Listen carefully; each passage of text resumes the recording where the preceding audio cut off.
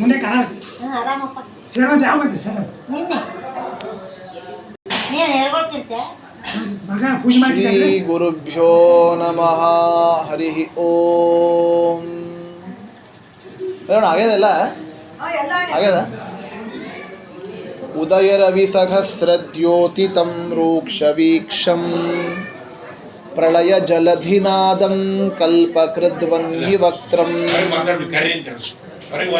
ಸುರಪತಿರಿಪುವಕ್ಷಚ್ಛೇದ ರಕ್ತೋಕ್ಷಿತಾಂಗಂ ಪ್ರಣತ ಭಯಹರಂ ತಂ ನಾರಸಿಂಹಂ ನಮಾಮಿ. ಶ್ರೀರಾಮ ರಾಮ ರಾಮೇತಿ ರಮೇ ರಾಮೇ ಮನೋರಮೇ ಸಹಸ್ರನಾಮ ತತ್ತುಲ್ಯಂ ರಾಮನಾಮ ವರಾನನೆ. ಬುದ್ಧಿರ್ಬಲಂ ಯಶೋಧೈರ್ಯಂ ನಿರ್ಭಯತ್ವಂ ಅರೋಗತಾ ಅಜಾಡ್ಯಂ ವಾಕ್ಪಟುತ್ವಂ ಚ ಹನುಮತ್ ಸ್ಮರಣಾತ್ ಭವೇತ್.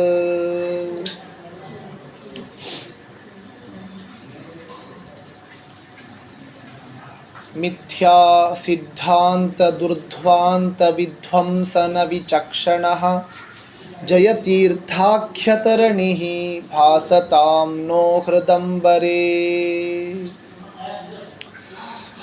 ವೀಂದ್ರಾರೂಢಪದಾಸಕ್ತಂ ರಾಜೇಂದ್ರಮುನಿಸೇವಿತಂ ಶ್ರೀಕವೀಂದ್ರಮುನಿಂ ವಂದೇ ಭಜತಾಂ ಚಂದ್ರಸನ್ನಿಭಂ.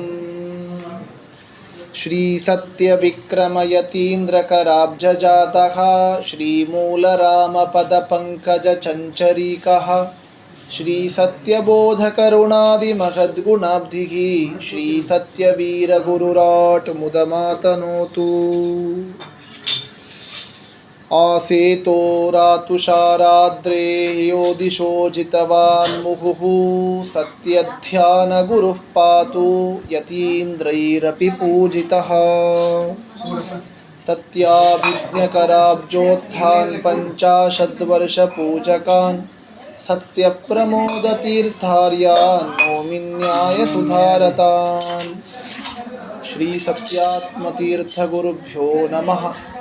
ದುರ್ವಾದ್ಯೂರಾತಮಾದ್ಯತ್ಕರಿವರದಮನೋದ್ದಾಮ ಪಂಚಾಸ್ಯ ಲೀಲಾಮಾತನ್ವನ್ಮೋದತೀರ್ಥಾಗಮಗಹನಪಯೋರಾಶಿಮಂಥಾಚಲಶ್ರೀः ವಿಖ್ಯಾತಃ ಕಂಠಪಲ್ಲಿ ಸ್ಥಲವರವಸತಿ ಶ್ರೀರಘೂತ್ತಂಸನಾಮ ದದ್ಯಾತ್ ವಾಗರ್ಥಬೋಧಂ ಮಮ ಪರಮಗುರುರ್ಗ್ರಂಥಮೇನಂ ವಿಧಾತುಂ.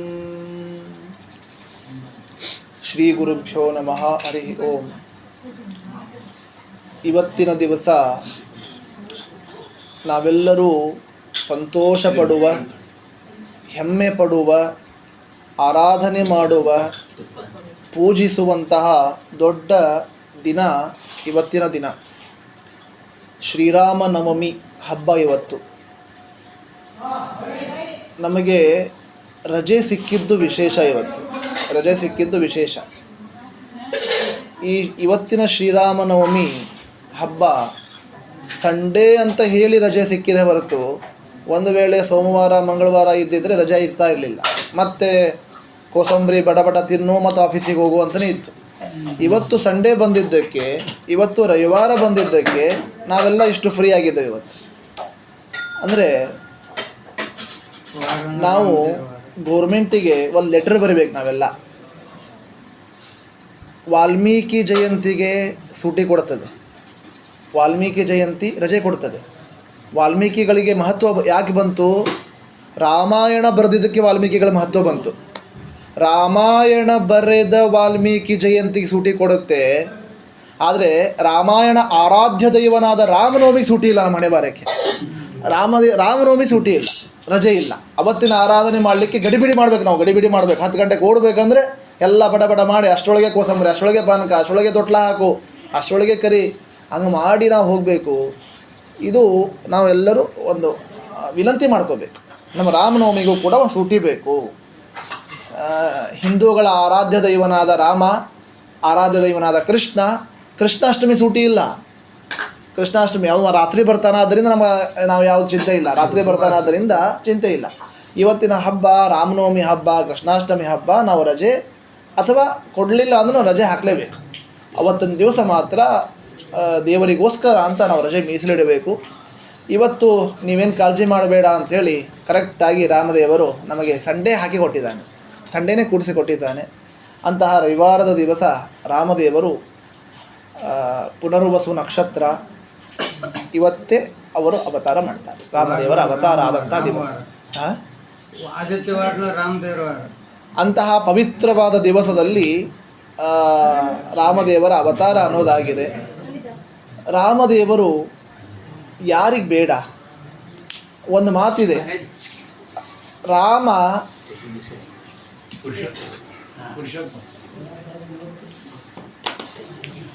ರಾಮ ಇಷ್ಟ, ಕೃಷ್ಣ ಕಷ್ಟ ಅಂತ.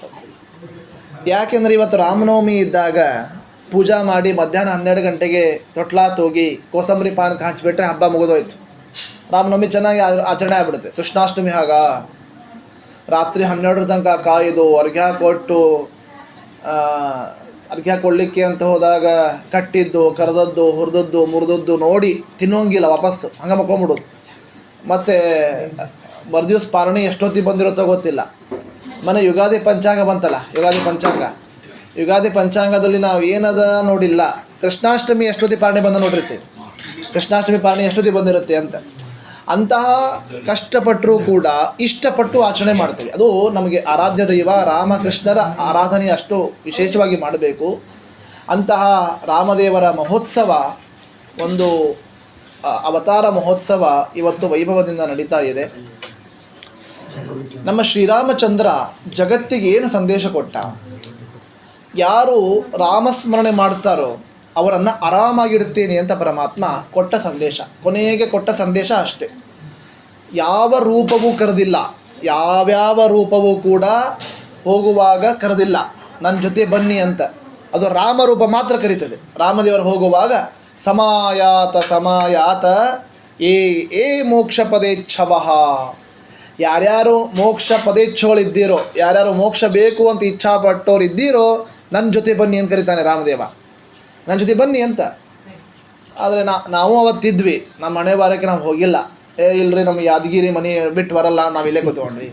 ಹುಬ್ಬಳ್ಳಿ ಬಿಟ್ಟು ಬರಲ್ಲ, ನಮ್ಮ ಸೀರಿಯಲ್ಗಳು ಕೆಲವೊಂದವ ಅವನ್ನೆಲ್ಲ ಬಿಟ್ಟು ಬರಲ್ಲ ಅಂತ ಕೂತ್ಕೊಂಡಿದ್ದಕ್ಕೆ ನಾವು ಹಣೆ ಬಾರಕ್ಕೆ ಇಲ್ಲೇ ಕೂತ್ಕೊಂಡೇವೆ. ಅದೇ ಸೀರಿಯಲ್, ಅದೇ ಹಣೆ ಬಾರ, ಅದೇ ನ್ಯೂಸ್, ಅದೇ ಕ್ರಿಕೆಟ್, ಅದೇ ಲೌಕಿಕ, ಅದರಲ್ಲೇ ಜೀವನವನ್ನು ಮಾಡ್ತಾ ಇದ್ದೇವೆ. ರಾಮದೇವರು ಕರೆದಾಗ ಹೋಗಿಬಿಟ್ಟಿದ್ರೆ ಇವತ್ತು ಆರಾಮಿರ್ತಿದ್ವಿ ನಾವು. ಯಾಕೆಂದರೆ ನಾವು ಆರಾಮು ಅಪೇಕ್ಷೆ ಪಡ್ತೇವೆ ನೋಡಿ ಎಲ್ಲರೂ ಕೂಡ. ಸುಖಮೇವ ಮೇ ಸ್ಯಾತ್ ದುಃಖಂ ಎಂದಿಗೂ ಆಗಬಾರ್ದು ಅಂತ. ಇವತ್ತು ರಾಮದೇವ್ರ ದರ್ಶನ ಮಾಡಿ ನೀವೇನು ಕೇಳ್ತೀರಿ? ಎಲ್ಲರೂ ಕೇಳ್ಕೊಳ್ಳೋದೇನನ್ನ? ರಾಮದೇವ ನಾನು ಆರಾಮಾಗಿರಬೇಕು ಅಂತ. ಪಕ್ಕದ ಮನೆಯ ಒಂದು ಚಿಂತೆ ನನಗೆ ಬೇಡ, ಪಕ್ಕದ ಮನೆಯವ ಹೆಂಗಿರ್ತಾನೆ ನನಗೆ ಬೇಡ, ನಾನಂತೂ ಆರಾಮಾಗಿರಬೇಕು ಅಂತಾರೆ. ನಾನಂತೂ ಆರಾಮಾಗಿರಬೇಕು. ಎಲ್ಲರೂ ಆರಾಮಿರಬೇಕು ಅಂತ ಅಪೇಕ್ಷೆ ಪಡ್ತಾರೆ ಹೊರತು ಯಾರು ಆರಾಮಿದ್ದೀರಿ ಹೇಳ್ರಿ ನೋಡೋಣ. ಎಲ್ಲರೂ ಆರಾಮಿರಬೇಕು ಅಂತ ಅಪೇಕ್ಷೆ ಪಡ್ತೇವೆ, ನಿಜ. ಎಲ್ಲರಿಗೂ ಆ ಇಚ್ಛಾ ಅದ, ನಾ ಆರಾಮಿರಬೇಕು, ಎಲ್ಲ ಅಲ್ಲಲ್ಲಿ ಕಾಯಿ ಓಡಿಸ್ತೇವೆ, ಅಲ್ಲಲ್ಲಿ ಸೇವಾ ಮಾಡಿಸ್ತೇವೆ, ಒಟ್ಟಾರೆ ಆರಾಮಿರಬೇಕು ಅಂತೇ ಹೊರತು, ಆದರೆ ಆರಾಮಿದ್ದೇವೆ ಅಂತ ಹೇಳುವಂಥ ತಾಕತ್ತು ಯಾರಿಗಾದರೂ ಅದನ್ನು ನಾ ಆರಾಮಿದ್ದೇನೆ ಇಲ್ಲ. ಯಾರೂ ಆರಾಮಿಲ್ಲ, ಯಾರ್ಯಾರು ಆರಾಮಿಲ್ಲ. ಸಣ್ಣ ಹುಡುಗರಿಂದ ಹಿಡ್ಕೊಂಡು ಮುದುಕರವರೆಗೂ ಆರಾಮಿಲ್ಲ. ಯಾಕೆ? ಆರಾಮತನ ಇಲ್ಲದೇ ಇದ್ದ ಜೀವನದಲ್ಲಿ ನಾವಿದ್ದೇವೆ. ಎಲ್ಲರೂ ಕೂಡ ಆರಾಮಿಲ್ಲ. ಒಬ್ಬೊಬ್ಬರಿಗೆ ಒಂದೊಂದು ಥರ ದುಃಖ. ಯಾರಿಗೆ ದುಃಖ ಇಲ್ಲ ಹೇಳಿ? ಇವತ್ತು ಆರಾಮಿದ್ದೀರಾ ಅಂತ ಕೇಳಿದರೆ ಹ್ಞೂ ರೀ ಆಚಾರ ಆರಾಮಿದ್ದೇವೆ ಅಂತ ಬಾಯಿ ಮಾತಿಗೆ ಹೇಳ್ತಾರೆ ಹೊರತು ಆರಾಮಿಲ್ಲ, ಯಾರೂ ಆರಾಮಿಲ್ಲ. ಒಬ್ರಿಗೆ ಕಾಲು ನೋವು, ಒಬ್ರಿಗೆ ಶುಗರ್, ಒಬ್ಬರಿಗೆ BP, ಒಬ್ಬರಿಗೆ ಹೊಟ್ಟೆ ನೋವು, ಎಲ್ಲ ದೇವ್ರು ಕೊಟ್ಟಿರ್ತಾನೆ, ಸಂಪತ್ತು ಕೊಟ್ಟಿರ್ತಾನೆ, ಎಲ್ಲ ಕೊಟ್ಟಿರ್ತಾನೆ, ತಿನ್ನೋ ಭಾಗ್ಯನೇ ಇರೋಂಗಿಲ್ಲ. ಈ ಥರ ಯಾಕೆ? ಹಾಗಾದರೆ ಎಲ್ಲಿ ಆರಾಮಿರಬೇಕು, ಆರಾಮ್ತನ ಎಲ್ಲಿರುತ್ತೆ ಅಂದರೆ ದಾಸರಂದರು ನಿಮ್ಮ ಮನೆಗೆ ಹೋಗಿ ಅಲ್ಲಿ ಆರಾಮಿದೆ. ನಿಮ್ಮ ಮನೆಗೆ ಹೋಗಿ ನೀವು, ಇಲ್ಲಿ ನಿಮಗೆ ಆರಾಮಿಲ್ಲ. ಒಬ್ಬೊಬ್ರಿಗೆ ಒಂದೊಂದು ಥರ ದುಃಖ. ಪುಟ್ಟ ಮಕ್ಕಳಿಗೆ ಅವ್ರಿಗೊಂದು ದುಃಖ, ಭಾರಿ ದುಃಖ ಅಲ್ಲ, ಅಮ್ಮ ಮೊಬೈಲ್ ಕೊಡಲ್ಲ ಅನ್ನೋ ದುಃಖ ಅವಕ್ಕೆ. ಅವ್ರವ್ರ ವಿಚಾರಕ್ಕೆ ತಕ್ಕಂತೆ ಅವ್ರಿಗೆ ದುಃಖ. ಅಮ್ಮ ಅಪ್ಪ ಮೊಬೈಲ್ ಕೊಡಲ್ಲ ಅನ್ನೋ ದುಃಖ, ಆ ವಿಚಾರಕ್ಕೆ ತಕ್ಕಂತೆ ಅವ್ರಿಗೆ ದುಃಖ ಅದು. ನಮ್ಮಂಥವರಿಗೆ ಜೀವನ ಹೆಂಗೆ ಮಾಡೋದು, ಗೊಳಿಸೋದು ಹೆಂಗೆ ದುಃಖ ಅಂತ ನಾವು ಆ ಥರ ದುಃಖ ಅದು. ಇನ್ನು ಮುದುಕರಿಗೆ ಯಾರ ಮನೆಯಾಗಿರಲಿ ಅಂತ ದುಃಖ ಅದು. ಏನು ವೃದ್ಧಾಶ್ರಮದಕ್ಕೆ ಇರಲೋ ಮಗಳ ಮನೆಯಾಗಿರಲೋ ಮಗಳ ಮನೆಯಾಗಿರಲೋ ಎಲ್ಲಿರಲಿ ಅನ್ನೋ ಅವರೇ ದುಃಖ. ಒಟ್ಟಾರೆ ಅವರವರ ವಯಸ್ಸಿಗೆ ತಕ್ಕಂತೆ ವಿಚಾರಕ್ಕೆ ತಕ್ಕಂತೆ ದುಃಖಗಳು ಎಲ್ಲರಿಗೂ ಇದ್ದೇ ಇದೆ ಹೊರತು ದುಃಖ ಇಲ್ಲದೆ ಇದ್ದ ಸುಖ ಯಾರಿಗೂ ಇಲ್ಲ. ಆದರೆ ಸುಖ ಬೇಕು ಅಂತ ಅಪೇಕ್ಷೆ ಪಡ್ತೇವೆ. ಆದರೆ ದಾಸರಂತಾರೆ ಸುಖ ನಿಂಗೆ ಬೇಕಾದರೆ, ದುಃಖ ಬೇಡ, ಸುಖ ಬೇಕಾದರೆ ನಿಮ್ಮ ಮನೆಗೆ ಹೋಗು. ಇಲ್ಲರಿ ಆಚಾರ್ಯ, ಯಾದಗಿರಿ ಒಳಗೆ ಸ್ವಂತ ಮನೆ ನಮ್ಮದೇ ಅದ, ನಮ್ಮ ಮನೆಯಾಗಿದ್ದರೂ ದುಃಖನೇ ಇದೆ. ಹಾಗಾದ್ರೆ ದಾಸರಂದು ನಿಮ್ಮ ಮನೆ ಅಂದರೆ, ಹಾಗಾದ್ರೆ ನಿಮ್ಮ ಮನ್ಯಾಗ ನೀ ಕೂತ್ಕೊಂಡ್ರು, ಸೋಫಾ ಮೇಲೆ ಕೂತ್ಕೊಂಡ್ರು, ಫ್ಯಾನ್ ಬುಡಕ್ಕೆ ಕೂತ್ಕೊಂಡ್ರು ಸಹಿತ ನೀವು ಸುಖ ಸಿಗ್ತಾ ಇಲ್ಲ ಅಂದರೆ ಅದು ನಿಮ್ಮ ಮನೆ ಅಲ್ಲ. ದಾಸರು ಏನಂತಾರೆ, ಅಲ್ಲಿದೆ ನಮ್ಮನೆ, ಇಲ್ಲಿರುವುದು ಸುಮ್ಮನೆ. ನಮ್ಮನೆ ಎಲ್ಲಿದೆ ಅಲ್ಲಿದೆ ಅಂತ. ನಾ ಯಾರಿಗೋ ಹಿಂಗೆ ಪ್ರವಚನದಾಗ ಅಲ್ಲಿದೆ ಅಂತ ಹೇಳಿದಕ್ಕೆ ಯಾರೋ ಜರ್ಮನಿಗೆ ಹೋಗ್ಬಿಟ್ರು, ಅಲ್ಲಿದೆ ಅಂತ. ಅಲ್ಲಿದೆ ಅಂದ್ರೆ ಜರ್ಮನಿ ಅಮೇರಿಕಾ ಅಲ್ಲ. ಎಲ್ಲಿದೆ? ದೇವಲೋಕದಲ್ಲಿದೆ. ನಮ್ಮ ಮನೆ ಎಲ್ಲಿದೆ? ಮೋಕ್ಷದಲ್ಲಿದೆ. ಆ ಮನೆಗೆ ಹೋಗಬೇಕು. ಆ ಮನೆಗೆ ಹೋದಾಗ ಮಾತ್ರ ನಮ್ಮ ಸುಖ ಶಾಂತಿಗಳು ಸಿಗಲಿಕ್ಕೆ ಸಾಧ್ಯ ಹೊರತು ಇಲ್ಲ ಅಂದರೆ ಇಲ್ಲ. ಅದಕ್ಕೆ ರಾಮದೇವ ಆ ಮನೆ ಕರೆದಿದ್ದ ಬತ್ತು ನಮಗೆ. ಆ ಮನೆ ಕರೆದ. ಸಮಾಯಾತ ಏ ಮೋಕ್ಷ ಪದೇಚ್ಛವಃ, ಯಾರ್ಯಾರು ಮೋಕ್ಷ ಬೇಕು ಅಂತ ಇಚ್ಛಾ ಇದ್ದೀರೋ ನನ್ನ ಜೊತೆ ಬನ್ನಿ ಅಂತ ಕರೆದ. ಪಾಪ ಬತ್ತು. ನಾವು ಯಾರೂ ಹೋಗಲಿಲ್ಲ, ಇದ್ದವ್ರು ಯಾರೂ ಹೋಗಿಲ್ಲ. ಹೋದವ್ರು ಹೋದರು. ಯಾರ್ಯಾರು ಹೋದರು? ತಾತ್ಪರ್ಯನ ಹೇಳುತ್ತೆ, ರಾಮಾಯಣ ಹೇಳುತ್ತೆ. ಹುಲ್ಲು ಕಡ್ಡಿ ಸಹಿತ ಹೋಗ್ಯಾವ. ಅವತ್ತು ರಾಮದೇವ್ರ ಜೊತೆಗೆ ಹುಲ್ಲು ಕಡ್ಡಿ ಸಹಿತ ಹೋಗ್ಯಾವ. ಹುಲ್ಲು ಕಡ್ಡಿಗಳು, ಕಪಿಗಳು, ಮಂಗಗಳು, ಇರುವೆಗಳು, ಕ್ರಿಮಿಕೀಟಗಳು ಎಲ್ಲ ಹೋಗ್ಯಾವ. ನಾವು ಬರ್ತೇವೆ ಅಂತ ಹೋದು. ಪಾಪ ಅವರು ಯೋಗ್ಯತೆಗೆ ತಕ್ಕಂತೆ ಎಲ್ಲ ಹೋಗ್ಯಾವ ಅಂತ ಇವತ್ತಿಗೂ ರಾಮದೇವ್ರ ಜೊತೆಗೆ ಆರಾಮಾವು ಎಲ್ಲ. ನಾವು ಯಾರು ಹೋಗಿಲ್ಲ, ಇಲ್ಲೇ ಅನುಭವಿಸ್ತಾ ಇದ್ದೇವೆ. ಆದರೆ ನಾವು ಒಂದಿಲ್ಲ ಒಂದಿನ ಹೋಗೋವ್ರೆ. ನಮಗೆ ಒಂದು ಧೈರ್ಯ ಇದೆ. ನಾವು ರಾಮದೇವರನ್ನು ಇಷ್ಟು ಸ್ಮರಣೆ ಮಾಡ್ತೇವೆ, ರಾಮನವಮಿ ಆಚರಣೆ ಮಾಡ್ತಾ ಇದ್ದೇವೆ, ಶ್ರೀಮದ್ ಆನಂದ ತೀರ್ಥ ಭಗವತ್ಪಾದಾಚಾರ್ಯರ ಮತದಲ್ಲಿ ಬಂದೇವಿ ಅನ್ನೋದಕ್ಕೆ ನಾವು ಹೋಗ್ತೇವೆ. ಇಲ್ಲ ಧೈರ್ಯದಿಂದ ಹೇಳ್ಬೋದು. ಆದರೆ ಡೇಟ್ ಗೊತ್ತಿಲ್ಲ ಅಷ್ಟೇ. ಯಾವತ್ತು ಹೋಗ್ತೇವೆ ಗೊತ್ತಿಲ್ಲ. ಒಂದಿಲ್ಲ ಒಂದಿನ ಹೋಗ್ತೇವೆ, ಯಾವತ್ತು ಹೋಗ್ತೇವೋ ಗೊತ್ತಿಲ್ಲ. ಹೋಗಬೇಕು ಅಂತಲೇ ಪ್ರಯತ್ನ. ಆ ರಾಮದೇವರ ಆರಾಧನಾ ಮಹೋತ್ಸವದ ದಿವಸ ಅಲ್ಲಿ ಅವತಾರ ಮಾಡಿದ್ದಾನೆ. ಕೌಸಲ್ಯಾದೇವಿಯಲ್ಲಿ ದಶರಥ ರಾಜನಿಗೆ 3 ಪತ್ನಿಯರು. ಕೌಸಲ್ಯಾದೇವಿಯಲ್ಲಿ ರಾಮದೇವ ಅವತಾರ ಮಾಡ್ತಾನೆ. ಯಾವುದೋ ಸೊಟ್ಟು ಕೂಸು ನೋಡೇನೆ ಏನ್ರಿ ನಮ್ಮ ಮಗ ರಾಮ ಇದ್ದಂಗಿದ್ದಾನೆ, ಕೃಷ್ಣ ಇದ್ದಂಗಿದ್ದಾನೆ ಅಂತ ಕಪ್ಪು ಕೂಸು ನೋಡಿ ಅಂತಿರ್ತೀವಿ. ಸಾಕ್ಷಾತ್ ರಾಮದೇವ ಇದ್ದಾನೆ. ಸಾಕ್ಷಾತ್ ನಾರಾಯಣ ಅವತಾರಿ ರಾಮ. ಅಂತ ರಾಮ, ಲಕ್ಷ್ಮಣ, ಭರತ, ಶತ್ರುಘ್ನ ಮನ್ಯಾಗ ಒಂದು ತೊಟ್ಲ ಹಾಕಿದರೆ ಚಂದ ಅಂತಾರೆ, ಒಂದು ತೊಟ್ಲ ಹಾಕಿ ತೂಗಿದರೆ ಏನು ವೈಭವ ಅಂತಾರೆ. ಅಂಥದ್ದು ಅರಮನೆಯಲ್ಲಿ 4 ತೊಟ್ಲ ಒಟ್ಟಿಗೆ ರಾಮ, ಲಕ್ಷ್ಮಣ, ಭರತ, ಶತ್ರುಘ್ನ. ಇದನ್ನು ನೋಡಿ ದಶರಥ ಸಂತೋಷಪಟ್ಟ ಅಂತ. ಏನು ಅವನ ಆನಂದ ವೈಭವ, ಏನು ಅವನ ಆನಂದಕ್ಕೆ ತುದಿನೇ ಇಲ್ಲ. ಅಂತಹ ಆನಂದವನ್ನು ಪಡ್ತಾ ಇದ್ದಾನೆ. ಹೀಗೆ ಇರುವಾಗ ಸ್ವಲ್ಪ ದಿವಸ ಇರುವಾಗ ವಿಶ್ವಾಮಿತ್ರ ಋಷಿಗಳು ಬರ್ತಾರೆ. ವಿಶ್ವಾಮಿತ್ರರು, ನಾನು ರಾಮ ಲಕ್ಷ್ಮಣನ ಕರ್ಕೊಂಡು ಹೋಗ್ತೇನೆ ಅಂತ. ರಾಮ ಲಕ್ಷ್ಮಣ ನನಗೆ ಬೇಕು, ಅದರೊಳಗೂ ರಾಮ ಬೇಕು ಅಂತ. ಯಾಕೆ ಅಂತ ಕೇಳಿದ. ಪಾಪ ಅವಾಗ ಇನ್ನೂ ಹುಟ್ಟ್ಯಾವ ಕೂಸು. ಯಾಕೆ ಅಂತ ಕೇಳಿದ. ಇಲ್ಲ, ನಮ್ಮ ಯಜ್ಞ ಮಾಡುವಾಗ ಅಸುರರು ತೊಂದರೆ ಕೊಡ್ತಾ ಇದ್ದಾರೆ, ರಾಕ್ಷಸರು ತೊಂದರೆ ಕೊಡ್ತಾ ಇದ್ದಾರೆ, ಅವರನ್ನು ಸಂಹಾರ ಮಾಡಲಿಕ್ಕೆ ನಂಗೆ ರಾಮದೇವರು ಬೇಕು ಅಂದರು ವಿಶ್ವಾಮಿತ್ರರು. ಅದಕ್ಕೆ ದಶರಥ ರಾಜ ಒಂದು ಮಾತಂತಾನೆ, ಏನು ತಿಳ್ಕೊಂಡ್ರಿ ನನ್ನ ಮಕ್ಕಳನ್ನ ಅಂದ. ಏನು ತಿಳ್ಕೊಂಡಿರಿ? ಇನ್ನೂ ಸೂರ್ಯೋದಯ ಸೂರ್ಯಾಸ್ತನೇ ನೋಡಿಲ್ಲ ನನ್ನ ಮಕ್ಕಳು ಅಂತಾನೆ ದಶರಥ ರಾಜ. ನಮ್ಮ ಮಕ್ಕಳು ಇನ್ನೂ ಸೂರ್ಯೋದಯ ಸೂರ್ಯಾಸ್ತನೇ ನೋಡಿಲ್ಲ ಅಂದ್ರೆ ಅರ್ಥ ಏನು? ಅವಕ್ಕೆ ಅಂದ್ರೆ ಅರ್ಥ ಏನು? ಅಷ್ಟು ಸಣ್ಣವವ ಅಂದರ್ಥ. ಅಷ್ಟು ಸಣ್ಣ ಮಕ್ಕಳವ. ಈ ಸಣ್ಣ ಪುಟ್ಟ ಮಕ್ಕಳನ್ನ ಏನು ಮಾಡ್ತಾ ಗೊತ್ತಾ? ನಾನು ಸೂರ್ಯೋದಯ ಆದಮೇಲೆ ಹೇಳ್ತಾವೆ. ಸೂರ್ಯೋದಯ ಎಲ್ಲ ಆದಮೇಲೆ ಹೇಳ್ತಾವೆ. ಅಲ್ಲ, ಅವಾಗ ಸಣ್ಣ ಮಕ್ಕಳಂದ್ರೆ ಹಂಗಿದ್ದು. ಈಗೆಲ್ಲ ದೊಡ್ಡ ಮಕ್ಕಳು ಹಂಗೆ ಮಾಡ್ತಾರೆ. ಎಲ್ಲ ಈಗ ಸೂರ್ಯೋದಯಕ್ಕಿಂತ ಮುಂಚೆ ಎದ್ದಿರ್ತಾವೆ, ಮತ್ತು ಮುಸುಕು ಮಕ್ಕೊಂಬಿಡ್ತಾವೆ. ಈ ಮಲಗಿದವರನ್ನು ಎಬ್ಬಿಸ್ಬೋದು, ಮಲಗಿದವರಂತೆ ನಾಟಕ ಮಾಡೋ ಎಬ್ಬಿಸ್ಲಿಕ್ಕಾಗಲ್ಲ. ಆ ಥರ ಮಕ್ಕೊಂಬಿಟ್ಟಿರ್ತಾವೆ. ಈ ಮಕ್ಕಳು ಮಾತ್ರ ಸೂರ್ಯೋದಯ ಆದಮೇಲೆ ಹೇಳ್ತಾವೆ, ಸೂರ್ಯಾಸ್ತಕ್ಕಿಂತ ಮುಂಚೆ ಮಕ್ಕೊಂಬಿಡ್ತಾವೆ. ಪಾಪ ಸೂರ್ಯಾಸ್ತಕ್ಕಿಂತ ಮುಂಚೆ ಮಕ್ಕೊಂಬಿಡ್ತಾವೆ. ಆದ್ದರಿಂದ ಅವು ಸೂರ್ಯೋದಯ ಸೂರ್ಯಾಸ್ತ ನೋಡಿರೋದೇ ಇಲ್ಲ. ಅದಕ್ಕೆ ದಶರಥ ರಾಜ ಅಂತಾನೆ, ನನ್ನ ಮಕ್ಕಳು ಸೂರ್ಯೋದಯ ಸೂರ್ಯಾಸ್ತನೇ ನೋಡಿಲ್ಲ, ಅಂತಹ ಮಕ್ಕಳನ್ನ ಕರ್ಕೊಂಡು ಹೋಗ್ತಾ. ಅಂದ್ರೆ ಅಷ್ಟು ಸಣ್ಣ ಸಣ್ಣ ಮಕ್ಕಳವ, ಅವ್ರನ್ನ ಕರ್ಕೊಂಡೋಗಿ ಏನು ಮಾಡ್ತೀರಿ ನೀವು? ರಾಕ್ಷಸನ ಸಮಾರ ಏನು ಮಾಡ್ತಾವು ಅಂತ ಕೇಳಿದರು. ದಶರಥ ರಾಜ ಪ್ರಶ್ನೆ ಮಾಡ್ತಾನೆ.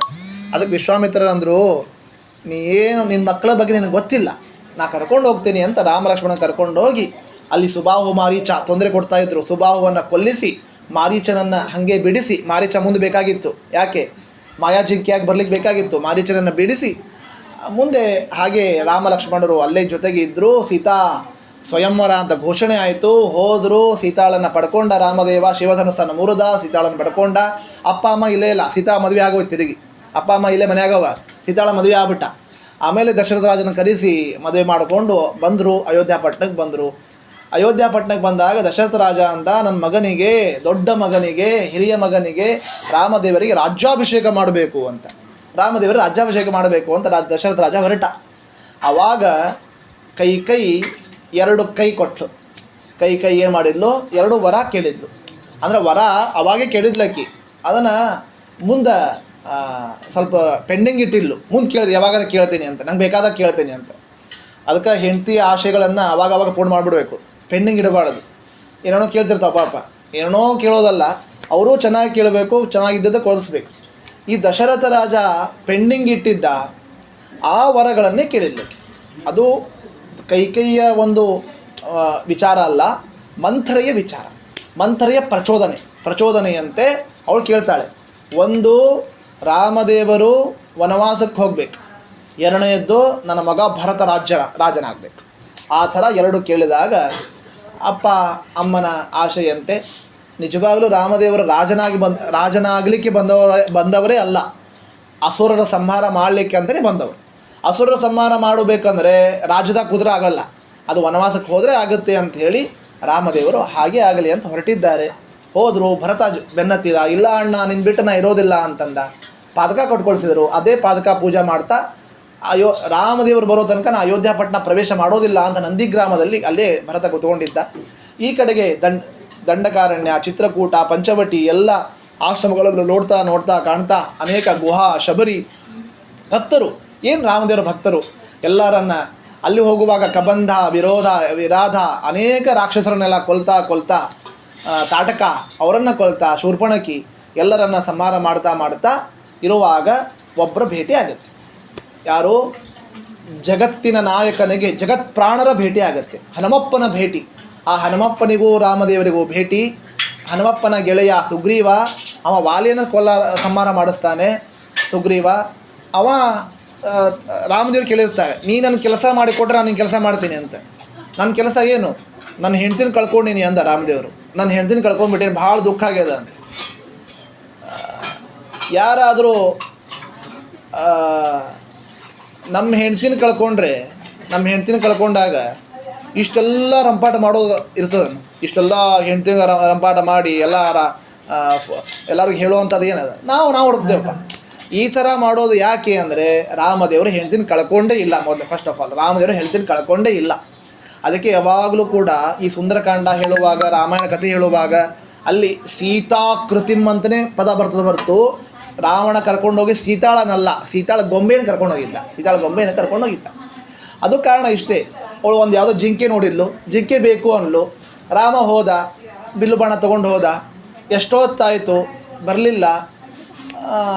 ಲಕ್ಷ್ಮಣನ ಕೂಗಿದ್ಲು, ಲಕ್ಷ್ಮಣ ಹೋಗಿ ನೋಡ್ಕೊಂಬ, ಅಣ್ಣನ ನೋಡ್ಕೊಂಬ ಅಂತ. ಇಲ್ಲ ವೈನಿ, ನಾನು ನಿಮ್ಮ ಬಿಟ್ಟು ಹೋಗೋಂಗಿಲ್ಲ ಅಂದ. ನಿಮ್ಮ ಬಿಟ್ಟು ನಾನು ಹೋಗಲ್ಲ ಅಂದ. ಇಲ್ಲ ನೀವು ಹೋಗಬೇಕು ಅಂತ ಹೇಳಿ ಲಕ್ಷ್ಮಣನನ್ನು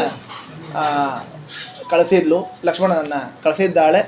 ಆವಾಗ ಆ ಮಾಯಾ ಜಿಂಕೆಯಾಗಿ ಬಂದವನೇ ಮಾರೀಚ ಮಾಯಾ ಜಿಂಕೆಯಾಗಿ ಬಂದವ. ಅದು ಯಾಕೆ? ಅವ ರಾಮದೇವರ ಪೆಟ್ಟಿಗೆ ಸಾಯುವಾಗ ಹಾ ಸೀತಾ ಹಾ ಲಕ್ಷ್ಮಣ ಅನ್ಕೋತ ಸಾಯ್ತಾನವ. ಆ ಸೀತಾ ಲಕ್ಷ್ಮಣ ಅನ್ಕೋತ ಸತ್ತಿದ್ದಕ್ಕೆ ಸೀತಾ ಏನು ತಿಳ್ಕೊಂಬಿಟ್ಲು, ರಾಮದೇವ್ರಿಗೆ ಏನೋ ಆಗೇನು ತಿಳ್ಕೊಂಬಿಟ್ಲು. ರಾಮದೇವ್ರಿಗೆ ಏನಾರು ಆಗ್ತದನ? ರಾಮದೇವ್ರ ಸ್ಮರಣೆ ಮಾಡಿದರೆ ನಾವೇ ಆರಾಮಿರ್ತೇವೆ, ಅವನಿಗೇನಾಗುತ್ತೆ? ಹಾಗಾದರೆ ಎಲ್ಲ ನಾಟಕ. ಅದಕ್ಕೆ ಲಕ್ಷ್ಮಣನೂ ಹೋಗಬೇಕಾಗ್ಯದ, ಅಲ್ಲಿ ಹೋಗಬೇಕಾಗ್ಯದ. ಲಕ್ಷ್ಮಣನು ಕಳಿಸ್ಕೊಟ್ಟಿದ್ದಾಳೆ. ಅವತ್ತೇ ಬಂತು ಲಕ್ಷ್ಮಣ ರೇಖಾ ಶುರು ಆಯ್ತು. ಅವತ್ತೇ ಲಕ್ಷ್ಮಣ ರೇಖಾ. ಅದಕ್ಕೆ ಲಕ್ಷ್ಮಣ ಏನು ಮಾಡಿದ, ವೈನಿ ನೀವು ನಾನು ದಾಟಿ ಹೋಗಬಾರ್ದು ಅಂತ ಒಂದು ಲಕ್ಷ್ಮಣ ರೇಖಾ ಹಾಕಿ ಹೋದ. ಆದರೂ ಆ ರೇಖಾ ದಾಟ್ಕೊಂಡು ಬಂದವ ಒಬ್ಬ ಸನ್ಯಾಸಿ ಬಂದರು, ಕರ್ಕೊಂಡು ಹೋದ. ಅವನೇ ಯಾರು? ರಾವಣ. ಆ ಸನ್ಯಾಸಿ ವೇಷದಲ್ಲಿ ಬಂದು ಸೀತಾಳನ್ನು ಕರ್ಕೊಂಡು ಹೋಗಿದ್ದಾನೆ, ಸೀತಾಕೃತಿಯನ್ನು ಕರ್ಕೊಂಡು ಹೋಗಿ. ಆ ಸಂದರ್ಭದಲ್ಲಿ ಈ ಕಡೆ ಹನುಮಪ್ಪನ ಭೇಟಿಯಾಗಿದೆ, ಸುಗ್ರೀವನ ಭೇಟಿಯಾಗಿದೆ. ಸುಗ್ರೀವನಿಗೆ ರಾಮದೇವರು ಕೇಳ್ಕೊಳ್ತಾರೆ, ನನ್ನ ಸೀತಾಳನ್ನು ಹುಡುಕಿ ಕೊಡಬೇಕು ಅಂತ ಹೇಳಿ. ವಾಲಿನ ಸಂಹಾರ ಮಾಡಬೇಕು ಅಂತ ಅವ ಕೇಳ್ಕೊತಾನೆ. ವಾಲಿನ ಸಂಹಾರ ಮಾಡಿ ಕೊಡ್ತಾನೆ. ಸೀತಾಳನ್ನು ಹುಡುಕಬೇಕು ಅಂತ ಸುಗ್ರೀವ ತನ್ನ ಕಪಿ ಸೈನ್ಯವನ್ನು ಕಳಿಸ್ತಾನೆ. ಹನುಮಂತೇವರು ಲಂಕಾಪಟ್ಟಣಕ್ಕೆ ಹೋಗ್ತಾರೆ. ಕಪಿ ಸೈನ್ಯದ ಜೊತೆಗೆ ಹನುಮಂತೇವರು ಲಂಕಾಪಟ್ಟಣಕ್ಕೆ ಹೋಗ್ತಾರೆ. ಒಟ್ಟಾರೆ 100 ಯೋಜನ ಸಮುದ್ರವನ್ನು ದಾಟಿ ಲಂಕಾಪಟ್ಟಣಕ್ಕೆ ಹೋಗಿ ಸೀತಾಳನ್ನು ಭೇಟಿಯಾಗಿ ಅಲ್ಲೆಲ್ಲ ಅಸುರನ್ನು ಸಂಹಾರ ಮಾಡಿ ಅಶೋಕವನ್ನು ಧ್ವಂಸ ಮಾಡಿ ಇಡೀ ಲಂಕಾಪಟ್ಟಣ ಸುಟ್ಟು ರಾಮದೇವರ ಉಂಗುರ ಕೊಟ್ಟು ಅವಳು ಕೊಟ್ಟ ಚೂಡಾವಣೆನ ಇಸ್ಕೊಂಡು ರಾಮದೇವರ ಹತ್ರ ಬಂದು ಎಲ್ಲ ವಿಷಯ ತಿಳಿಸ್ತಾರೆ. ಸೀತಾ ಇದ್ದಾಳೆ ಅಂತ ಗೊತ್ತಾಯಿತು. ರಾಮದೇವರು ಮತ್ತೆಲ್ಲ ಸೈನ್ಯ ಕಡ್ಕೊಂಡು ಸೇತುವೆ ಕಟ್ಟಿ, ಸಮುದ್ರರಾಜ ದಾರಿ ಬಿಡದೇ ಇದ್ದಾಗ ಸಮುದ್ರರಾಜನ ಹೆದರಿಸಿ ಸೇತುವೆ ಕಟ್ಟಿ ಎಲ್ಲ ಸೈನ್ಯ ಕರ್ಕೊಂಡು ಹೋಗಿ ಅಳಿಲು ಸೇವೆ, ಪಾಪ ಅವತ್ತು ಅಳಿಲು ಕೂಡ ಸೇವೆ ಮಾಡ್ಯಾವ. ನಂದೊಂದು ಸೇವಾ ಅಂತೇಳಿ ಏನೋ ಕಲ್ಲು ಇಟ್ಟು, ಕಲ್ಲು ಹಾಗೆ ಬಗೆದ್ರೆ ಮುಳುಗೋದು, ರಾಮ್ ಅಂತ ಬರೋದು ಹಾಕಿದರೆ ಜೈ ಶ್ರೀರಾಮ್ ಅಂತ ಬರೋದು ಹಾಕಿದ್ರೆ ತಿಳಿದು ಆ ಸೇತುವೆ ಕಟ್ಟಿ ಸೇತುವೆ ಮೇಲೆ ಎಲ್ಲ ಕಪಿಗಳು ಹೋಗಿ ರಾಮದೇವರು ಹೋಗಿ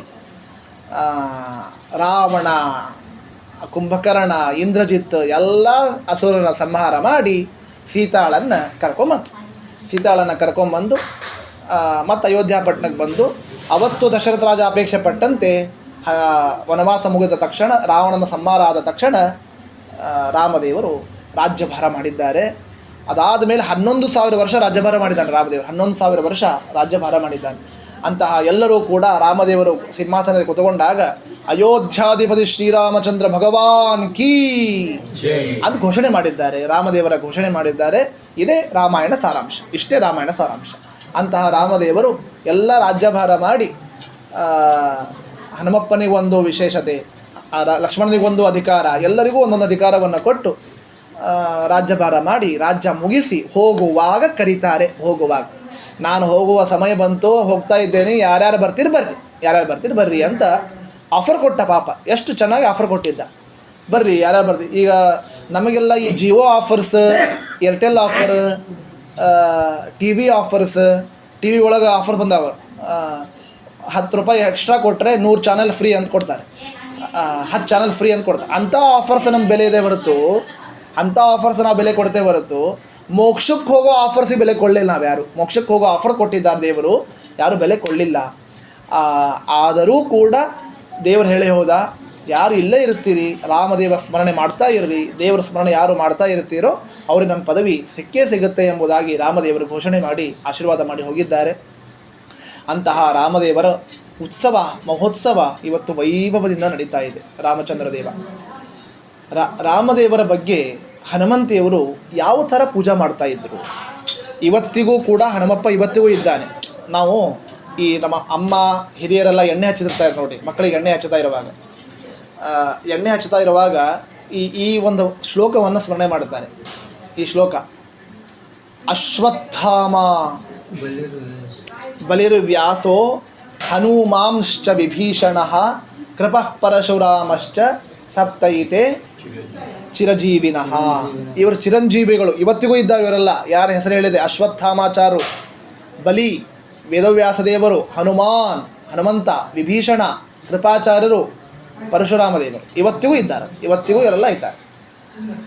ಅದರೊಳಗೆ ಬರುವವನೇ ಹನುಮಪ್ಪ. ಆ ಹನುಮಪ್ಪ ಇವತ್ತಿಗೂ ಹನುಮಪ್ಪ ಇದ್ದಾನೆ.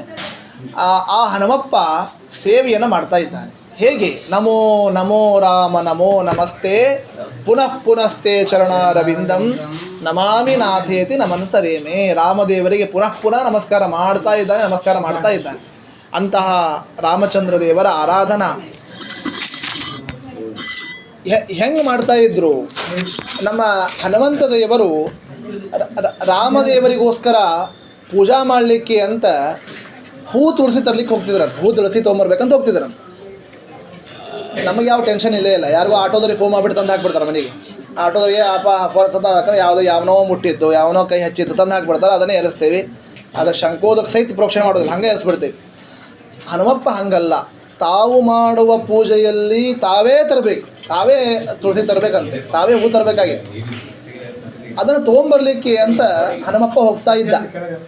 ಹೋಗುವಾಗ ಆ ಹೂ ತುಳಸಿ ಬುಟ್ಟಿ ಇಟ್ಕೋಬೇಕಲ್ಲ, ಹೂ ತುಳಸಿ ಬುಟ್ಟಿ ಏನು ಬುಟ್ಟಿ ಎಷ್ಟು ಇರ್ತದೆ? ಒಂದು ಯಾವುದೋ ಹಿತ್ತಾಳಿದೋ ಒಂದು ಬಂಗಾರದ್ದು ಹಿಡ್ಕೊಂಡು ಹೋಗ್ತಾ ಇದ್ದ. ಆದರೆ ರಾಮದೇವರ ಪೂಜೆಗೋಸ್ಕರ ತರುವ ಬುಟ್ಟಿಯನ್ನು ಹನುಮಪ್ಪ ಕಷ್ಟಪಟ್ಟು ತರ್ತಿದ್ದಂತೆ, ಭಾರಿ ಕಷ್ಟಪಟ್ಟು ತರ್ತಿದ್ದ. ಎರಡೂ ಕೈ ಮ್ಯಾಲೆತ್ತಿ ಅಬ್ಬಾ ಎಷ್ಟು ಭಾರದ ಇದು ಅಂತ ಕಷ್ಟಪಟ್ಟು ತರ್ತಿದ್ದ. ಅದೇ ಹನುಮಪ್ಪ ಒಂದು ಯಾವುದೋ ಸೊಟ್ಟ ಬುಟ್ಟಿ ತರಲಿಕ್ಕೆ ಭಾರೀ ಕಷ್ಟಪಟ್ಟ ಹನುಮಪ್ಪ ಎಲ್ಲರೂ ಬಿದ್ದಾಗ ಇಡೀ ದೊಡ್ಡ ಪರ್ವತವನ್ನೇ ಒಂದೇ ಕೈಯಿಂದ ತಂದಿಟ್ಟ. ಒಂದೇ ಕೈಯಿಂದ ರಾಮಾರ್ಚನೆಯೋ ನಯತಃ ಪ್ರಸೂನಂ ದ್ವಾಭ್ಯಾಂ ಕರಾಭ್ಯಾಂ ಅಭವತ್ ಪ್ರಯತ್ನಃ ಏಕೇನ ದೋಷ್ಣಾ ನಯತೋ ಗಿರೀಂದ್ರಂ ಸಂಜೀವನಾದ್ಯಾಶ್ರಯಮಸ್ಯ ನಾಭೂತ್. ಇಂದ್ರಜಿತ್ತನ ಆಯುಧದಿಂದ ಎಲ್ಲರೂ ಮೂರ್ಛಿತರಾಗಿ ಬಿದ್ದಾಗ ಆವಾಗ ಸಂಜೀವನಿ ಔಷಧ ಬೇಕಾಗಿತ್ತು. ಒಂದೇ ಕೈಯಿಂದ ಪರ್ವತವನ್ನು ತಂದಿಟ್ಟ. ಆ ಹನುಮಪ್ಪ ಒಂದೇ ಕೈಯಿಂದ ತಂದಿಟ್ಟ ಹನುಮಪ್ಪ, ಪರ್ವತ ತಂದಿಟ್ಟ ಹನುಮಪ್ಪ ಎರಡು ಕೈಯಿಂದ ಬುಟ್ಟಿ ತೊಂಬಲಿಕತ್ತಾನಂತೆ. ಯಾವ ಬುಟ್ಟಿ? ರಾಮದೇವರಿಗೆ ಹೂ ಎತ್ತೋ ಬುಟ್ಟಿ. ಹಾಗಾದರೆ ಇದರಿಂದ ಏನು ಅರ್ಥ ಆಗತ್ತೆ? ಅವನಿಗೆ ಭಾರ ಆಗಿದ್ದು ನಿಜ, ಹನುಮಪ್ಪನಿಗೆ ಭಾರ ಆಗಿದ್ದು ನಿಜ. ಯಾವ ಭಾರ? ದೈಹಿಕವಾದ ಭಾರ ಅಲ್ಲ. ಪರ್ವತವನ್ನೇ ತೊಗೊಂಬಂದ ಹನುಮಪ್ಪನಿಗೆ ಇದ್ಯಾವ ಬುಟ್ಟಿ ಇದು? ದೈಹಿಕವಾದ ಭಾರ ಅಲ್ಲ, ಮಾನಸಿಕವಾದ ಭಾರ. ಏನು ಮಾನಸಿಕ ಭಾರ?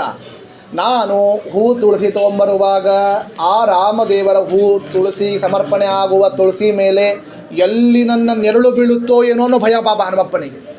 ಎಲ್ಲಿ ನನ್ನ ಉಸಿರು ಬೀಳುತ್ತೋ ಏನೋ, ಎಲ್ಲಿ ನನ್ನ ಉಗುಳು ಸಿಡಿಯುತ್ತೋ ಏನೋ, ಎಲ್ಲಿ ನನ್ನ ನೆರಳು ಬೀಳುತ್ತೋ ಏನೋ ಅನ್ನೋ ಭಯ ಅವನಿಗಿತ್ತು ಹೊರತು ಅದೇನು ಭಾರ ಆ ಥರ ದೈಹಿಕವಾದ ಭಾರ ಅಲ್ಲ. ಇದು ನಮ್ಮ ದೇವರ ಪೂಜೆಗೆ ನಾವು ಇಟ್ಕೊಳ್ಬೇಕು. ಹೆಂಗೆ ಬೇಕಂಗೆ ಹೋಗ್ಬಿಡ್ತಾರೆ. ನಾವು ಹೆಂಗೋ ಕೆಲವೊಬ್ರು ಹೋಗ್ತಿರ್ತಾರೆ, ಹೆಂಗೋ ವಾಕಿಂಗ್ ಅಂತ ಹೋಗಿರ್ತಾರೆ, ಅಲ್ಲಿ ಕಿಶದಾಗ ಹಾಕೊಂಬಂದ್ಬಿಡ್ತಾರೆ. ಅವನ್ನ ಕಿಶದಾಗ ಹಾಕೊಂಬಂದ್ಬಿಡ್ತಾರೆ. ಹೆಂಗೆ ಹೋಗಿ ಬಿಡು ಅಂತೇಳಿ ಕಿಶದಾಗ, ಅಲ್ಲೇ ಕೈಯಾಗ, ಎಡಗೈಯಾಗ, ಪ್ಲಾಸ್ಟಿಕ್ ಕವರ್ನಾಗ, ನಂದಿನಿ ಪ್ಯಾಕೆಟ್ನಾಗ ಏನೋ ತೊಗೊಂಬರ್ತೇವೆ ನಾವು. ಆ ರಾಮದೇವರ ಹೂಗಳನ್ನು ಏನೋ ತೊಗೊಂಬರ್ತೇವೆ. ಹಂಗೆ ತೊಗೊಂಬರೋದಲ್ಲ. ಅದಕ್ಕೆ ಶುದ್ಧವಾಗಿ ಕೈ ತೊಳ್ಕೊಂಡು ಶುದ್ಧವಾದ ಪಾತ್ರೆಯಲ್ಲಿ ಶುದ್ಧವಾಗಿ ಮನೆ ಹೂನೇ ತರಬೇಕು. ಒಂದು ಹೂ, ಒಂದೆರಡು ಹೂ ಕಡಿಮೆ ಆದರೂ ಪರವಾಗಿಲ್ಲ, ದೇವರಿಗೆ ಮನೆ ಹೂನೇ ಎರಿಸ್ಬೇಕು. ಇದೊಂದು ಶುದ್ಧ ಸಂಪ್ರದಾಯ. ಏನೋ ಭಾರಿ ಇಲ್ಲರಿ ಹೂನೇ ಇಲ್ಲ ಅಂದರೆ ಚಂದ ಕಾಣೋಂಗಿಲ್ಲ. ಚಂದ ಕಾಣೋದು ಬಿಡೋದು ಅದು ಆಮೇಲೆ. ಆದರೆ ದೇವರು ಮೆಚ್ಚಬೇಕಾದ್ರೆ ಶುದ್ಧವಾದ ಪದಾರ್ಥಗಳಿರಬೇಕು. ಅಥವಾ ಹೊರಗಿಂತಂದ್ರೂ ಸಹಿತ ಚೆನ್ನಾಗಿ ತೊಳಿಬೇಕು. ಮಾತ್ರ ಚೆನ್ನಾಗಿ ತೊಳೆದು ಶಂಕೋದಕ ಪ್ರೋಕ್ಷಣೆ ಮಾಡಿ ಆ ಹೂಗಳನ್ನು ಎರಿಸಬೇಕು. ಇದು ನಮ್ಮ ಹನುಮಪ್ಪ ಇಟ್ಟಂಥ ಶ್ರದ್ಧೆ. ಹನುಮಪ್ಪ ಆ ಥರ ರಾಮದೇವರ ಪೂಜಾ ಮಾಡ್ತಾ ಇದ್ದ. ಅಷ್ಟು ಶ್ರದ್ಧೆ ಮಾಡಿದ್ದಕ್ಕೆ ಆ ಹನುಮಪ್ಪನಿಗೆ ರಾಮದೇವರು ಏನು ಕೊಟ್ಟರು? ಸ್ವಾತ್ಮಾನಮೇ ವೈಷ ದದೌ ಯದಸ್ಮೈ. ಕೊನೆಗೆ ಅಯೋಧ್ಯಾಪಟ್ಟಣದಲ್ಲಿರುವಾಗ ಒಂದು ಮೀಟಿಂಗ್ ಆಯ್ತಂತೆ. ಒಂದು ಮೀಟಿಂಗ್ ಏನು, ಸೀತಾಳಿಗೆ ಭಗವಂತ ಹೇಳಿದ, ಹೇ ಸೀತಾ, ನಿನಗೆ ಯಾರು ಇಷ್ಟ್ರ ಒಳಗೆ ನಿನಗೆ ಯಾರು ಭಾರೀ ಸೇವಾ ಮಾಡ್ಯಾರ ಅಂತ ಅನ್ನಿಸ್ತದ, ಭಾರೀ ಸೇವಾ ಮಾಡ್ಯಾರ ಅಂತ ಯಾರು ಅನ್ನಿಸ್ತದ, ಅವರಿಗೆ ನಿನ್ನ ಕೊಳ್ಳಾಗಿನ ಮಾಲೆ ಹಾಕು ಅಂದರು. ರಾಮದೇವ್ರು ಇಷ್ಟೇ ಹೇಳಿದ್ದವರು. ಪರ್ಟಿಕ್ಯುಲರ್ ಆಗಿ ಇವರಿಗೆ ಹಾಕು, ಅವನಿಗೆ ಹಾಕು, ಮತ್ತೊಬ್ಬನಿಗೆ ಹಾಕು ಅಂತ ಏನು ಹೇಳಿಲ್ಲ. ನಿನಗೆ ಯಾರು ಭಾರಿ ಸೇವಾ ಮಾಡ್ಯಾರ ಅಂತ ಅನ್ನಿಸ್ತದ ಅವ್ರ ಕೊಳ್ಳಾಗ ನಿನ್ನ ಮಾಲಿ ಹಾಕು. ಅವಾಗ ಸೀತಾ ಕರೆದದ್ದು ಯಾರನ್ನ? ಹನುಮಪ್ಪನನ್ನ. ಏ ಹನುಮಪ್ಪ ಬಾ. ಹನುಮಪ್ಪ ಅಂತ ಸೇವಾ ಯಾರೂ ಮಾಡಿಲ್ಲ. ಎಲ್ಲರೂ ಅವರವರು ಯೋಗ್ಯತಾ ಪ್ರಕಾರ ಸೇವಾ ತಕ್ಕಂತೆ ಸೇವಾ ಮಾಡ್ಯಾರ. ಆದರೆ ಭಾರೀ ಸೇವಾ ರಾಮ ಸೀತಾ ಮೆಚ್ಚುವಂತಹ ಸೇವಾ ಮಾಡಿದ ಧೀರರು ಅದು ಹನುಮಂತ ದೇವರು. ಅಂತಹ ಹನುಮಂತ ದೇವರಿಗೆ ತನ್ನ ಕೊರಳಲ್ಲಿರುವಂತಹ ಮಾಲೆಯನ್ನು ಹಾಕಿ ಆಶೀರ್ವಾದವನ್ನು ಮಾಡ್ತಾರೆ. ಸೀತಾದೇವಿ ಸೀತಾರಾಮರು ಆಶೀರ್ವಾದ ಮಾಡ್ತಾರೆ. ಎಂತಹ ಭಕ್ತಿ, ಎಂತಹ ವೈರಾಗ್ಯ, ರಾಮದೇವರ ಮೇಲೆ ಮಾಡಿದಂತಹ ವೈರಾಗ್ಯ. ನಮ್ಮಲ್ಲಿ ಮೂರು ಇರಬೇಕು: ಜ್ಞಾನ, ಭಕ್ತಿ, ವೈರಾಗ್ಯ. ಜ್ಞಾನ ಪಡ್ಕೊಳ್ಳಿಕ್ಕೆ, ಭಕ್ತಿ ಮಾಡಲಿಕ್ಕೆ, ವೈರಾಗ್ಯ ಬೆಳಲಿಕ್ಕೆ. ಈ ಜ್ಞಾನ ಅಲ್ಪ ಸ್ವಲ್ಪ ಬರ್ತಿರ್ತದೆ, ಭಕ್ತಿ ಅಲ್ಪ ಸ್ವಲ್ಪ ಮಾಡ್ತಾ ಇರ್ತೇವೆ. ಭಕ್ತಿ ಇದ್ದದಕ್ಕೆ ರಾಮದೇವ್ರ ಹತ್ರ ಎಲ್ಲ ಬರ್ತಿರ್ತೇವೆ. ಈ ವೈರಾಗ್ಯ ಅದ ನೋಡಿ, ಅದು ಭಾಳ ಕಷ್ಟ. ವೈರಾಗ್ಯ ಬರೋದು ಭಾಳ ಕಷ್ಟ. ವೈರಾಗ್ಯ ಅಂದ್ರೆ ಏನು? ಇತರ ಲೌಕಿಕ ಪದಾರ್ಥಗಳ ಮೇಲೆ ಅನಾಸಕ್ತಿ. ಎಲ್ಲ ಲೌಕಿಕ ಪದಾರ್ಥ ಬಿಟ್ಬಿಡೋದು. ಮುಖ್ಯ ಟಿ ವಿ ಬಿಡಬೇಕು, ಸೀರಿಯಲ್, ಲಕ್ಷ್ಮೀ ಬಾರಮ್ಮ, ಆ ಬಾರಮ್ಮ, ಈ ಬಾರಮ್ಮ ಎಲ್ಲ ಬಿಡಬೇಕು. ಇವ್ಯಾವು ಲೌಕಿಕ ಪದಾರ್ಥಗಳನ್ನು ಬಿಟ್ಟಾಗ ಆವಾಗ ನಿಜವಾದ ವೈರಾಗ್ಯ ಅಂತ ಕರೀತಾರೆ. ಈ ವೈರಾಗ್ಯ ಎಲ್ಲ ಬಿಡಬೇಕು ಅಂತ ನಾನು ಹೇಳಿದ್ನಲ್ಲ. ನಾವು ಯಾವುದೋ ಒಂದು ಪ್ರವಚನದಾಗ ಹೇಳಿದ್ದೆ, ಆಚಾರ್ಯ ನೀವು ಏನು ಚಂದ ಹೇಳಿದ್ರಿಪ್ಪ, ಬಿಡಬೇಕು ಅಂದಿದ್ದಕ್ಕೆ ನಾನು ಬಿಟ್ಟೆ ಅಂದರು. ಏನು ಬಿಟ್ರಿ ಅಂತ ಕೇಳಿದೆ. ಆಚಾರ್ಯ ನೀವು ಭಾಳ ಹೇಳಿದ್ರಿ, ಅದ್ರ ಟಿ ವಿ ನೋಡೋದು ಬಿಟ್ಟೇನಿ ಅಂದರು. ನಂಗೆ ಭಾಳ ಸಂತೋಷ ಆಯಿತು. ಪ್ರವಚನ ಕೇಳಿ ಒಬ್ಬರು ಟಿ ವಿ ನೋಡೋದು ಬಿಟ್ರಲ್ಲ ಅಂತ ಖುಷಿ ಆಯಿತು. ನಾ ಯಾಕೆ ಅಂತ ಕೇಳಿದೆ. ಇಲ್ಲರಿ ಆಚಾರ್ಯ 3 ದಿವಸ ಅದು ಮನ್ಯಾಗ ಕೇಬಲೇ ಇಲ್ಲ ಅಂದರು. ಕೇಬಲ್ ಕನೆಕ್ಷನ್ ಇಲ್ಲ ಬಿಟ್ಟೇನಿ, ಟಿ ವಿ ರಿಮೋಟ್ ಸರಿಗಿಲ್ಲ, ಕರೆಂಟ್ ಹೋಗ್ಯದ ಬಿಟ್ಟೇನಿ, ಟಿ ವಿ ಬರ್ತಾ ಇಲ್ಲ ಬಿಟ್ಟೇನಿ. ಎಲ್ಲ ಬರ್ತಾ ಇರಬೇಕು. ಕೇಬಲ್ ಇರಬೇಕು, ಟಿ ವಿ ಇರಬೇಕು, ಕನೆಕ್ಷನ್ ಇರಬೇಕು, ರಿಮೋಟ್ ಕೈಯಾಗ ಇರಬೇಕು, ಅಗ್ನಿಸಾಕ್ಷಿ ನಡೀತಾ ಇರಬೇಕು. ಆವಾಗ ನಾವು ಅದನ್ನು ನೋಡದೆ ರಾಮಾಯಣ ಪುಸ್ತಕ ಇಟ್ಕೊಂಡು ಕೊಡೋದೇನಿದೆ ಅದು ನಿಜವಾದ ವೈರಾಗ್ಯ. ಅದು ಯಾರಿಗಿತ್ತು? ಪ್ರೇಷ್ಠೋ ನ ರಾಮಸ್ಯ ಬಭೂವ ತಸ್ಮಾತ್ ನ ರಾಮ ರಾಜ್ಯೇ ಅಸುಲಭಂ ಚ ಕಿಂಚಿತ್ ತತ್ಪಾದ ಸೇವಾರತಿರೇಶ ನೈಚ್ಛತ್ ತಥಾಪಿ ಭೋಗಾನನು ಸಾ ವಿರಕ್ತಿ. ಇದು ನಿಜವಾದ ವೈರಾಗ್ಯ. ಅದು ಯಾರಿಗಿತ್ತು? ಹನುಮಪ್ಪನಿಗಿತ್ತು. ರಾಮರಾಜ್ಯದಲ್ಲಿ ಇಂಥದ್ದು ಇಲ್ಲ ಅಂತಿರಲಿಲ್ಲ, ಎಲ್ಲ ಸಮೃದ್ಧವಾಗಿತ್ತು. ಏನು ಬೇಕಾದ್ದು, ಬುಂದೆ ಉಂಡಿ ಬೇಕಾ ಬೇಕು ಅಂದ ತಕ್ಷಣ ಅಡುಗೆಯವ್ರಿಗೆ ಹೇಳಿ ಮತ್ತೆ ಮಾಡ್ತಾನೋ ಬಿಡ್ತಾನೋ ಅಂತ ಕೇಳಿ ಎಲ್ಲ ಟೈಮು. ಅಲ್ಲಿ ಹಂಗಲ್ಲ, ಅಲ್ಲವೇ ಅಲ್ಲ, ಬುಮ್ ಅಂದ್ಕೊಳ್ಳಿ ಬುಂದೆ ಉಂಡಿ ರೆಡಿ. ಇನ್ನು ಉಂಡಿ ಅನ್ನೋದು ಬೇಕಾಗಿಲ್ಲ, ಅಂದ್ಕೊಳ್ಳಿ ಬಂದು ರೆಡಿ.